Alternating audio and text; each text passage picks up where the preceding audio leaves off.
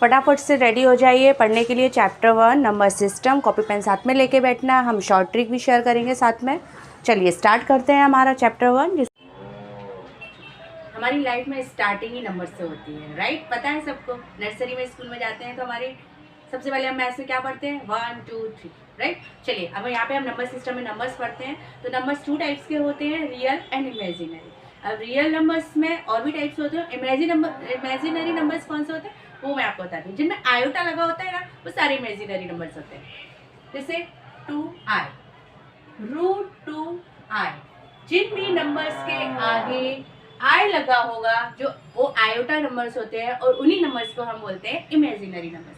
ठीक है, ये पोर्शन अभी यहीं छोड़ दीजिए, हमारे काम का नहीं है। ये हम लोग 11th 12th में पढ़ेंगे। अभी हम लोगों को पढ़ना है रियल नंबर्स। तो रियल नंबर्स 2 टाइप्स के होते हैं, रैशनल एंड इरेशनल। अब रैशनल नंबर्स की डेफिनेशन बोले क्या होते हैं? वो नंबर्स जिनको हम PYQ फॉर्म में डिफाइन करते हैं वो रैशनल नंबर होते हैं। अब आप बोलो मैम नेचुरल, होल, इंटीजर्स, ये आपने इसके टाइप्स लिख रखे, ये तो होते ही नहीं है। वो भी मैं आपको आगे समझाऊंगी, पहले ये समझ लीजिए फिर आगे समझते हैं। चलिए, रैशनल नंबर्स को हम डिनोट करते हैं, रियल नंबर्स को हम डिनोट करते हैं R से। ठीक है, अब यहाँ पे रियल नंबर को R से डिनोट कर दिया, तो यहाँ पर हम रैशनल नंबर को R से डिनोट नहीं करेंगे। रैशनल नंबर को हम डिनोट करेंगे Q से। अब रैशनल नंबर्स कितने टाइप्स के होते हैं? Natural, whole and integer. अब नेचुरल नंबर्स कौन से होते हैं? All positive numbers are natural number, मतलब जीरो इंक्लूड नहीं है यहाँ पे, अप टू इनफाइनाइट। बस इन्हीं नेचुरल नंबर में आप इंक्लूड कर दीजिए जीरो, तो वो हो जाएगा हमारा होल नंबर, मतलब 0 plus natural number up to infinite. अब बचे हमारे इंटीजर्स। इंटीजर्स कौन से होते हैं? All negative, 0 and all positive numbers are called integers.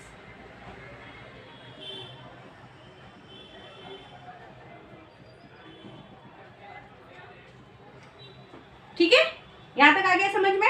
यहाँ पे इरेशनल नंबर को हम I से डिनोट करते हैं। यहाँ पे मेन हमारे इस चैप्टर में हमको पढ़ना है रैशनल और इरेशनल नंबर। ठीक है, और आगे हम इसमें एक क्वेश्चन आ रहा है मेरे दिमाग में कि क्या नेचुरल, इंटीजर्स, होल नंबर्स, इनको हम कह सकते हैं रैशनल नंबर? क्योंकि हमें रैशनल नंबर की डेफिनेशन तो ये पता है कि PYQ फॉर्म में होना चाहिए। चलिए, मैंने एक इंटीजर लिया -29, ये हमारा इंटीजर है। ठीक है, अब आप बोलोगे मैम ये तो PYQ फॉर्म में है ही नहीं। रुको, अब तो है ना, तो ये हमारा रैशनल नंबर हो गया। अब यहाँ पे हम एक नेचुरल नंबर ले 6 के अपॉन में 1, ये हो गया PYQ फॉर्म में, राइट? चलिए अब हम पढ़ते हैं। कोई भी 2 नंबर्स, कोई भी 2 इरेशनल नंबर्स के बीच में कितने रैशनल नंबर्स हो सकते हैं? पता है आपको? इनफाइनाइट।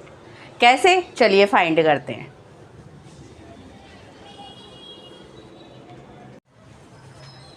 एक क्वेश्चन आ रहा है मेरे दिमाग में कि क्या नेचुरल, इंटीजर्स, होल नंबर्स, इनको हम कह सकते हैं रैशनल नंबर? क्योंकि हमें रैशनल नंबर की डेफिनेशन तो ये पता है कि PYQ फॉर्म में होना चाहिए। चलिए, मैंने एक इंटीजर लिया -29, ये हमारा इंटीजर है। ठीक है, अब आप बोलोगे मैम ये तो PYQ फॉर्म में है ही नहीं। रुको, अब तो है ना, तो ये हमारा रैशनल नंबर हो गया। अब यहाँ पे हम एक नेचुरल नंबर ले 6 के अपॉन में 1, ये हो गया PYQ फॉर्म में, राइट? चलिए अब हम पढ़ते हैं। कोई भी 2 नंबर्स, कोई भी 2 इरेशनल नंबर्स के बीच में कितने रैशनल नंबर्स हो सकते हैं? पता है आपको? इनफाइनाइट। कैसे? चलिए फाइंड करते हैं। अब हमारा नेक्स्ट टॉपिक है after introduction find rational numbers between 2 numbers. अब हमें पता है इनफाइनाइट नंबर्स होते हैं, बट हमें approx 5 to 6 rational number find करने हैं 2 नंबर्स के बीच में। अब इसमें भी 3 टाइप्स के क्वेश्चन होते हैं, तो ये भी मैं आपको चार्ट से समझा रही हूँ कि फटाफट से समझ में आ जाएगा। चलिए, फर्स्ट नंबर पर ऐसे क्वेश्चन आएगा जिसमें आपको कोई भी 2 इंटीजर्स गिवन होंगे और आपसे पूछा जाएगा कि उन दोनों के बीच में आप रैशनल नंबर फाइंड कीजिए। ठीक है, तो पहले इस पोर्शन को समझ लेते हैं। इसको समझने के लिए सपोज मैंने यहाँ पे ले लिया -2 and 4। अब आपसे पूछा है इन दोनों के बीच में आप रैशनल नंबर फाइंड कीजिए। सिंपल सा एक फॉर्मूला है, ये हमारा x हो गया, ये हमारा y हो गया। तो x जो होगा वो किसके बीच में होगा? x और y के बीच में नंबर्स होंगे x + y/2। क्लियर? अब यहाँ पर हमारा x -2 y 4, सो x less than -2 + 4y2 less than y, सो x लेस देन, अब x को लिख लो यहाँ पे क्या है हमारा -2, ये हो जाएगा 2y2 लेस देन 4, सो -2 लेस देन 1 लेस देन 4। अब अभी हमारे पास सिर्फ एक नंबर आया है, इसी तरह से हम अब ये x हो जाएगा, ये y हो जाएगा, फिर एक और नंबर मिल जाएगा, फिर वहाँ पर फिर से x फिर से y, यहाँ पर ये x और ये y भी हम मान सकते हैं। क्लियर? नहीं आया समझ में? फिर हम एग्जाम्पल करेंगे ना, फिर और अच्छे समझ में आ जाएगा। चलिए अब सेकंड टाइप के क्वेश्चन कौन से आएंगे, जिसमें आपको रैशनल नंबर गिवन होंगे बट वहाँ पर कंडीशन ये होगी कि उसके डिनोमिनेटर सेम होंगे, तो वो हमारे लिए बहुत ईजी है। क्यों? क्योंकि जैसे सपोज मैंने आपको दिया 3/7 एंड दिया आपको 6/7, वैसे तो हमें क्वेश्चंस में ही दिख रहे हैं, उनके बीच का रैशनल नंबर फाइंड करना है। क्यों? क्योंकि डिनोमिनेटर सेम है, तो 3 के आगे 4, 5, 6 इस तरह से 4 और 5 फिर 4.1, 4.2 इस तरह से हम बीच के रैशनल नंबर फाइंड कर लेंगे। ठीक है, लेकिन इसका एक और तरीका है। ठीक है, अगर ऐसे समझ में ना आए तो बस कुछ नहीं करना है, 10 और 20 किसी भी नंबर से आप मल्टीप्लाई कर लीजिए, ये हो जाएगा हमारा 30/70, ये हो जाएगा हमारा 60/70। अब 30 और 60 के बीच में तो बहुत सारे नंबर आ गए जो हमें पता है। ठीक है, तो लिख लीजिए जैसे क्या 31/70, 32/70, आया समझ में? चलिए थर्ड टाइप हम देखते हैं, जिसमें आपको रैशनल नंबर्स ही गिवन होंगे बट उनके डिनोमिनेटर डिफरेंट होंगे। ये थोड़ा सा टफ है, ज़्यादा नहीं। चलो इसको समझ लेते हैं। इसमें क्या करना है, जो भी आपको डिनोमिनेटर गिवन होगा, सपोज मैंने आपको दिया 3/4 और दूसरा नंबर दे दिया मैंने आपको 5/6। अब आपसे पूछा है कि इनके बीच के आप रैशनल नंबर्स फाइंड कीजिए। कुछ नहीं करना है, इनके जो डिनोमिनेटर है ना उनके आपस में मल्टीप्लाई कर देना है। क्या करना है, इसका डिनोमिनेटर 6 है, क्लियर, तो जो दूसरा वाला फ्रैक्शन है उसमें मल्टीप्लाई और डिवाइड कर देना। अब इसका डिनोमिनेटर 4 है, तो इसका दूसरे वाले फ्रैक्शन में मल्टीप्लाई कर देना और डिवाइड कर देना। क्या आएगा आंसर, 18/24, और ये यहाँ क्या आ जाएगा 20/24। क्या कर दिया हमने, डिनोमिनेटर सेम कर दिया। डिनोमिनेटर सेम हो गए तो इनके हम बीच के नंबर हम यहाँ से निकाल सकते हैं। इजी है ना? चलिए एक एग्जांपल करते हैं जिसमें हमें दो नंबर्स दिए हैं, दो रैशनल नंबर -2/3 एंड 1/4। अब ये थर्ड टाइप का क्वेश्चन है ना, जिसमें हमें डिनोमिनेटर डिफरेंट है। क्या करना है, हमें मेथड पता होना चाहिए, बस हमारा कॉन्सेप्ट क्लियर होना चाहिए। फिर जैसा भी क्वेश्चन आ जाए एग्जाम में, कुछ भी बना के आ जाए तो हम कर सकें। चलिए डिनोमिनेटर डिफरेंट है, मल्टीप्लाई कर देंगे, तो -2 यहीं कर देती हूँ मैं, मल्टीप्लाई 4। अब यहाँ इसका डिनोमिनेटर 3 है, तो ×3 क्या आएगा -8/12, और यहाँ क्या आ जाएगा 3/12। हो गए हमारे डिनोमिनेटर से। चलिए अब तो फटाफट से हो जाएगा, 3/12 लिख लीजिए। इनके बीच में कितने नंबर, यहाँ से स्टार्ट कर दीजिए। क्या आएगा, -8 के बाद -7, -6, -5, -4, -3। कितने सारे लिखने हैं भाई, बहुत सारे लिखे हो जाएंगे, लेकिन हमें क्वेश्चन में पूछा जाएगा अप्रॉक्स 5 to 6 हमें फाइंड करना है।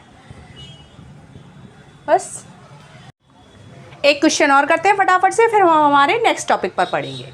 चलिए इसमें हमें क्या दिए हैं, 2 नंबर्स दिए हैं 3 and 4। ये हो गया हमारा x और ये y। फॉर्मूला हमें पता है क्या, x x + y/2 y। Clear? सो 3 + 4/2 4। क्लियर है यहाँ तक? नाउ एक नंबर मिल गया हमें 7/2। ठीक है, एक रैशनल नंबर मिल गया। अब यहाँ से हम फिर से फॉर्मूला अप्लाई करेंगे x और y। ठीक है, तो क्या हो जाएगा 3 + 7/2 अपॉन 2, x + y/2, तो ये x है ये y है, अपॉन 2। यहाँ से क्या आएगा हमारा रैशनल नंबर 6 + 7 अपॉन 4, 13/4। तो क्या मिल गया हमें 3 < 13/4 7/2 4। ऐसे क्यों लिखा है, क्योंकि ये 3 और 7/2 के बीच का नंबर है। ठीक है, अब यहाँ से हम ये x ये y या ये x ये y या ये x और ये y कुछ भी मान के कर सकते हैं। आपको जो कैलकुलेशन इजी लगती है आप उससे सॉल्व कीजिए। इस तरह से हम रैशनल नंबर फाइंड करते हैं। चलिए, हमारा सेकंड टॉपिक है find irrational number on number line. इसको भी मैंने एक चार्ट से आपको शो कर रही हूँ, आपको बहुत इजी तरीके से आपको समझाने की कोशिश कर रही हूँ। आप प्लीज़ पेन पेपर रखिए और ये नोट डाउन कीजिए, क्योंकि ये मेन कॉन्सेप्ट है। आपको ये कॉन्सेप्ट क्लियर हो गया तो आप कैसा भी क्वेश्चन कर सकते हैं। बस मेरा फंडा यही है, मेरा कॉन्सेप्ट यही है कि आपको ये समझ में आना चाहिए। चलिए, तो गिवन नंबर कोई भी √2, √3, √5 वॉट जो भी आपको नंबर गिवन है उसको आपको नंबर लाइन पर शो करना है। तो वो नंबर के बाद लेने के बाद हम क्या करेंगे, हमें पाइथागोरस थ्योरम आना चाहिए। पाइथागोरस थ्योरम क्या होती है? Square of hypotenuse equal the sum of square of base and square of perpendicular. ठीक है, पाइथागोरस थ्योरम याद होना चाहिए, हम पढ़ चुके हैं लास्ट क्लास में। पाइथागोरस थ्योरम का यूज़ हम क्यों कर रहे हैं? क्योंकि हमें हाइपोटेनियस, बेस और परपेंडिकुलर चाहिए। वो हमें कैसे मिलेंगे? जो हमारे पास नंबर गिवन होगा। सपोज √2 गिवन है, ठीक है, तो 2 को हम इस तरह से डिवाइड करेंगे कि उसमें से हमें बेस भी मिल जाए और परपेंडिकुलर भी मिल जाए। तो 2 हमारा यहाँ पे क्या होगा? हाइपोटेनियस। क्लियर? यहाँ से हमें हाइपोटेनियस, बेस और परपेंडिकुलर तीनों मिल जाएंगे। बस कुछ नहीं करना है, ये हमारी समझ में आ गया ना। इसको हमें नंबर लाइन पर बनाना है। नंबर लाइन पर जैसे ही हम बनाएंगे तो देखो, ड्रॉ अ लाइन। ठीक है, इतना हो गया, तीनों चीज़ें मिल गई हमें। अब हम लाइन ड्रॉ करेंगे। लाइन ड्रॉ करने के बाद जो O पॉइंट है, O जो ओरिजिन होता है हमारा, O सेंटर पॉइंट से, वहाँ से हम एक राइट एंगल ड्रॉ करेंगे। अब राइट एंगल ड्रॉ करने के लिए हमें तीनों साइड्स पता होना चाहिए, जो हमने पहले ही फाइंड कर ली है। क्लियर? यहाँ पे हम स्टार्टिंग कहाँ से करेंगे? बेस से। बेस जो है हमारा वो नंबर लाइन पर बनेगा O पॉइंट से। क्लियर? यहाँ से हमारा राइट एंगल ड्रॉ हो जाएगा। राइट एंगल ड्रॉ हुआ तो जो हमारा हाइपोटेनियस है, हाइपोटेनियस ही हमारी होगी रेडियस। किसकी? आर्क ड्रॉ करने के लिए। तो वही बस रेडियस को हम हाइपोटेनियस के इक्वल ले लेंगे और ड्रॉ एन आर्क। अब ये जो आर्क, जब हम आर्क ड्रॉ करेंगे तो नंबर लाइन पर जिस भी पॉइंट पर इंटरसेक्ट करेगी, बस वो पॉइंट होगा हमारा गिवन नंबर। समझ आ गया? एक एग्जाम्पल कर लेते हैं तो और क्लियर हो जाएगा। ठीक है, चलिए, ये हमारा क्वेश्चन है। मैंने चार्ट रब नहीं किया, यहाँ से जल्दी समझ में आ जाएगा। क्या करना है? Pythagoras theorem. पाइथागोरस थ्योरम को कैसे लगाना है? ये होगा हमारा हाइपोटेनियस। ठीक है, तो √2 को हम किस तरह से डिवाइड करेंगे? 1 + 1 में। ठीक है, तो ये हो जाएगा हमारा 1² + 1²। तो ये क्या मिल गया हमें? हाइपोटेनियस, बेस और परपेंडिकुलर। कैसे मिला? हाइपोटेनियस हो गया हमारा 2 √2 और बेस हो गया हमारा 1 और परपेंडिकुलर हो गया 1। क्लियर इतना? चलिए, अब क्या है हमारी नेक्स्ट स्टेप? क्या है हमारी? सेकंड स्टेप हो गई। अब हमारी थर्ड स्टेप क्या कहती है? Draw a line. Line draw कर लेते हैं। चलो, ये O 0 1 2 3 ये हमारा सेंटर ले लिया है। अब क्या करना है? लाइन पर हमें क्या बनाना है? Right angle triangle. Right angle triangle के लिए सबसे पहले हमारे पास बेस होना चाहिए। बेस हमें पता है कितना है? 1।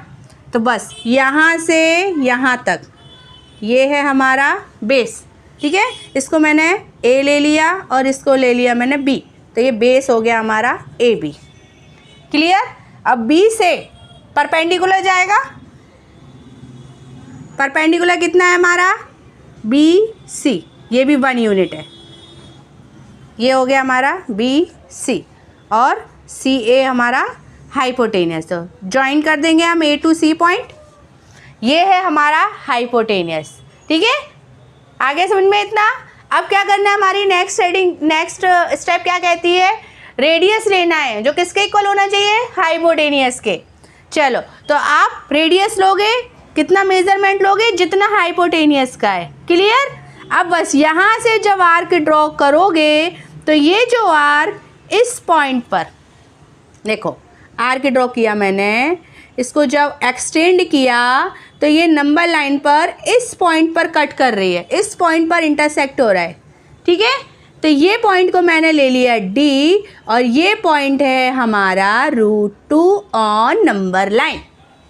आ गया समझ में? चलिए, अब प्रैक्टिस करोगे तो और समझ में आएगा।